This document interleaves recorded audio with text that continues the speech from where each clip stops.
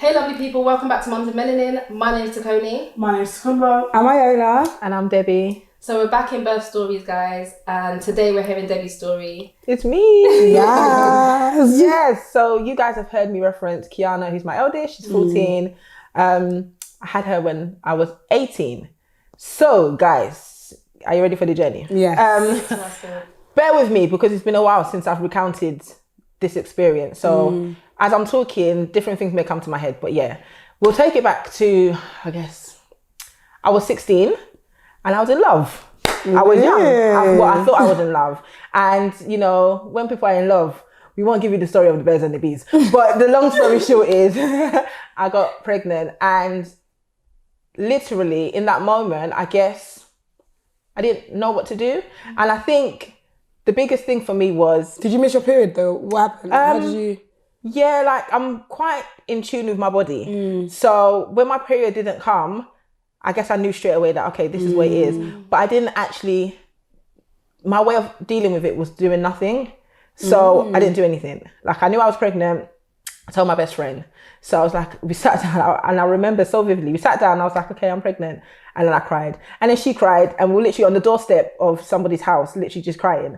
And it was like, and that sticks with me because although I was going through it, like we were going through it together, I was 17 years old. What does that even look like? Yeah. And I come from a Nigerian heritage. So like that's not even an option. It's not something that was acceptable. So okay, that was it. So I knew I was pregnant and I went on with my day-to-day. I went to college, I did what I was doing and it wasn't a factor in my life. Let's be clear, I didn't address this. Wow. So I just carried on with my day-to-day as normal. Then the morning sickness kicked in. Bearing in mind, I still live at home. I haven't told my mum anything. I have brothers and I'm doing my day-to-day. And to me, it's not a reality. Being sick in the morning, but like, I've just got a stomach bug. I'm not really addressing anything. But I guess mums always know, isn't it? Yeah. We'll come back to that in a second. So, yeah, I think it got to maybe like, I was 4.5 months pregnant and the reality dawned on me, because now I'm starting to show a bit. The reality dawned on me that, okay, I'm pregnant. And I had to now make a decision.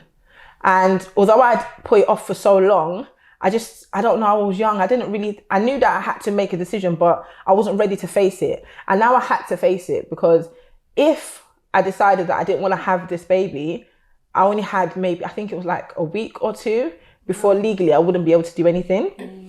So and you were showing and all of that? Yeah, my 18th birthday had come and gone, and I remember going shopping with my friend to find an outfit, and I put on a shirt and I had a bump. Wow. And I remember looking in the mirror like, oh my gosh, I can't wear this. I have an actual baby bump. What is this? Yeah. But at this point, Did your mum know? my mum didn't know. She didn't know? You're 4 months gone? I'm 4 months gone, mum didn't know. Wow. Because I didn't know. So who knew? Just your best friend still? My best friend knew. I think my immediate circle, so my best friend, my very close friend knew. Yeah, I didn't, obviously the father of the child knew. Like, Yeah. I didn't know. I couldn't. It's not something that I could speak on because it would make it too real. Bearing in mind, I'm 17 turning 8, so I had my big 18th birthday. I went to Baramba. Like, I was very much living my life like nothing was going on because I was not ready to But did you like drink it. or you didn't drink because you were conscious? I didn't drink. I knew I was pregnant. I'm not mad. Yeah, but you still kind of like I didn't lived your drink, life. but I lived my life. Yeah. I think I even got on stage and danced. Wow. That's how much I was very much like, this is not real. Like, I'm just me. So when I got to the fork in the road, so to speak, and so I was like, okay, like, this is getting real. I booked an appointment. So I think they said I had to go to a clinic that only deals with late term abortions. So I was like, okay, fine, I've booked it. I'm going to do it. It's fine. But in the back of my mind and in my heart, I was like, I can't do this. And then I'm very much a research person. Like I told you before, Google's my best friend. So I'm looking into what does a baby look like at 4 months? Like, but I'm touching 5 months. So my appointment was for 5 months. I think I was like, be 4 months and 29 days. And this was the first appointment? You hadn't had a scan? This is no scan, no nothing. Jeez. So this was an appointment for an abortion. Oh, yes. So it's at 4 months and like 29 days, which is the legal last day that I could do it. Fine. So I'm like, what does a baby look like at this stage? And, you know, so now I'm starting seeing, actually, it's got a heartbeat. Actually, it has limbs. And then I was just like, oh my gosh. So I think during that time, it was very, very difficult I'm very indecisive anyway, but to make a decision in that moment was just like, this is life changing. It's going to alter the course of my life. I don't know what to do. Like, it was just a lot. And no one knew at this time. No one like in my family knew. So I'm like, okay. Then one day, my mum calls me. She was like, Tanwa, are you pregnant?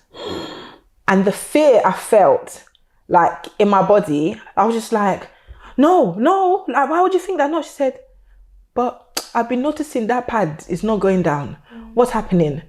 And when I tell you, mums know everything. They do, they pick up on Mums stuff. know everything.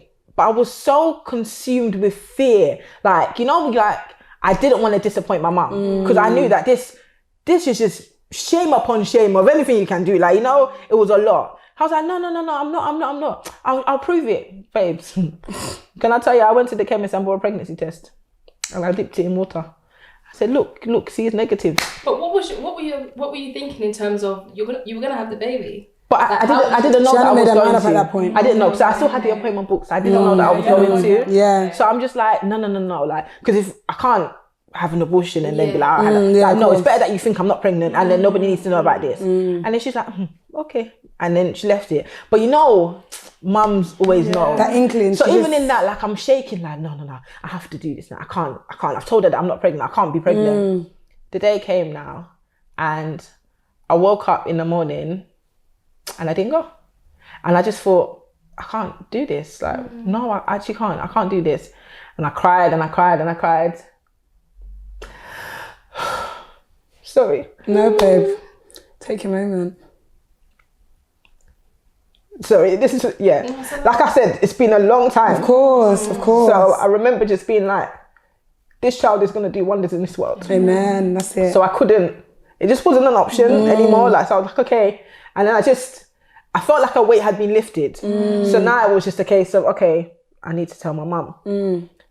But I didn't do it straight away because another 2 months went by. Wow. Yeah. What, 6-7 months now? So I'm like 7 months pregnant now. Jeez. But I'd been hiding. How far were you showing? Because I carried very small with Kiana. So I didn't show until, I didn't show. Like, from behind, I was a slim thing. Do you know what I mean? So I didn't show until very late on. And when it was becoming too much, that's when I knew, okay, I have to tell her, I have to just do it. And when I told my mum, bless her, like, mums, they're always going to be there for you. But you know when you just know you've broken someone's heart? Yeah. Oh, it was tough. But at the time, I also had my tongue pierced. So maybe I was going through a phase and I was like, yeah, man, I'm cool. So I was like, oh, mum, I'm pregnant. She said, you pregnant? And I was like, you pierced your tongue? I was like, which one is so more? many revelations? You know, like, she had to kind of pick, pick the battle. Thankfully, we went with the pregnancy because what's the tongue piercing? Yeah. Fine. So, cool. It's fine. We've gone through that. She's like, okay, well, we need to tell your brothers. Telling my brothers, you don't have to use a condom. you know, like, I was just like, oh my God, can somebody come cringe moment, it innit? was so cringe. But anyway, as families do, you get past it. Kiana comes now, and like, it's just joy. To the point where my mum named her Iola. The joy had literally just come. What's the meaning of the name? For those that don't know. Joy of wealth, guys. Look at me. So, like, after she came, it was fine. Now, I've fast forwarded. The birth itself now. Now we get to the nitty gritty. Yeah. Can I tell you that birthing is a very interesting experience. Definitely. And I thought because I was young, isn't it? I didn't think anything of it. Yeah, I'm ready to have a baby. Like I said, I watched One Born every minute. I knew what was happening. I knew what to expect. It's a lie. Yeah. I didn't know what was happening. I was expecting the unexpected because when those contractions came in, I was like, what is this? And it's like on a Sunday. Bear in mind, I didn't have Kiana till the Tuesday. So I'm feeling contractions on a Sunday. I'm like, no, this can't be it. Once every hour. Cool. Then the next day now, with a force, it's kicking in like once every 10 minutes, once every 15 minutes. Then fine. Throughout the course of the night, I'm handling it. I'm taking it like a real G. I'm like, yeah, these contractions are not going to run me. Then I stand up in the morning and my waters break. I said, okay, here we go. Get to the hospital now. Bearing in mind, I'm still kind of just breathing through it because that's my way of dealing with pain. I can't take anything. I didn't have gas in there. I didn't have any pethidine. I just kind of had to breathe my way through it and just think my way out of the pain. And that works for me. Breathing is amazing. It worked for me. But yeah, all decorum went out the window. Yeah, man. They said, don't push. I was pushing. Wow. I even pooed on the bed, guys. It was a lot. It was a lot. And then maybe like a few pushes and she was out. Not too push to Coney. But I was not far behind. And then she was there. And literally, it's like I just deflated like a balloon. I said, whoo. Your tummy My stomach was flat. I was like, well, that was good then. I mean, here we are. Baby's out. Stomach is flat. Go back to life as it was. But then after giving birth, bearing in mind I'm still young and I looked like a baby girl, So the stereotypes that come with seeing a young mum on the road, babies pushing babies, like babies raising babies. I was so adamant that no, this is not going to be me. I don't care. But the reality is, to somebody that doesn't know me, I'm just a young mum. I'm just another girl that was out here being fast on the streets, which actually I was not. But it comes with the territory. And in no way am I glamorizing teen pregnancies because no, it's very hard. And it's it brings about a rude awakening. So all the joys you thought you had, like, waking up whatever time you want, going out with your friends, all of that stuff, it kind of just gets pushed to the side because you can't do that anymore. You have responsibilities. And my mum was very adamant that I will face my responsibilities, which I do thank her for, because I didn't have, as much as she was very much supportive of me. If I wanted to go out within reason, like she would watch Kiana or whatever, I had a very good support network. Yeah. But the reality is she's my child and I have to look after her. So it kind of made me grow up and made me become the woman that I am today. So I'm grateful in that sense. Like I don't ever regret the decision I made. I think Kiana's the biggest blessing in my life. So I'm grateful for her. And a part of having a child young and not wanting to have that stereotype of being a young mom and, it's only right, it's just going to be that her child is also going to grow up and be wayward because, what could she possibly teach her at her small age? But actually, the fact that she's such an amazing child and she's such a joy to everybody and nobody has ever said a bad word about my child, I stand firm in actually, I had my child young, but look at what I've produced. Yeah. Do you know what I mean? Yeah. So, I just feel like everything happens for a reason. And Kiana was the changing of my life, literally. Wow. I guess all first children are life changers for people, isn't it? But being that young and having her and navigating my way through life, so growing together, I just feel like, okay, well, thank you. Literally, did you get any negative comments? Did people actually say anything to you? Yes. Obviously people are going to talk, isn't it? Because I'm a teenager. What is my business? I remember a girl that I went to school with, her mum had told another girl's mum that I was pregnant, and it came back to me that she found out through her mum. And I was just like, I was so angry. I was like, what the hell's wrong with you? Like, why are you talking about me? But then in that moment, I'm young. I was like, I'm never talking to her again. I don't care about her mum, like whatever. But looking back, people are going to talk. This is what happens, isn't it? Like if something happened, like, oh, did you know that so-and-so? It's a part of it. But I felt defensive because I knew I'd already brought shame, so to speak. So I didn't need the extras. I didn't need it to be public that, she's had a baby and, oh, did you know her daughter? It's okay, we know, like, what's next kind of thing. So I think that made me even more adamant to show and prove and to make sure I raised my child in a way that nobody could ever have any talk, because people are so quick to be like, well, what do you expect? Look how old her mum was when she had her. That could never be my portion. Like, it was never going to happen. So I think things like that kind of just made me stronger, but it just made me hold on to the fact that actually you will see. It's fine. Say what you're going to say. Ready to prove them wrong. Like, gives you that drive. But generally, like, the birth part of it, I guess my story isn't so much my birthing story, because that was a breeze. It's just everything around it, being so young and dealing with the negative comments and navigating my way through, going back to college. Like, that's what I was in college, and I was breastfeeding Kiana, so I would go to college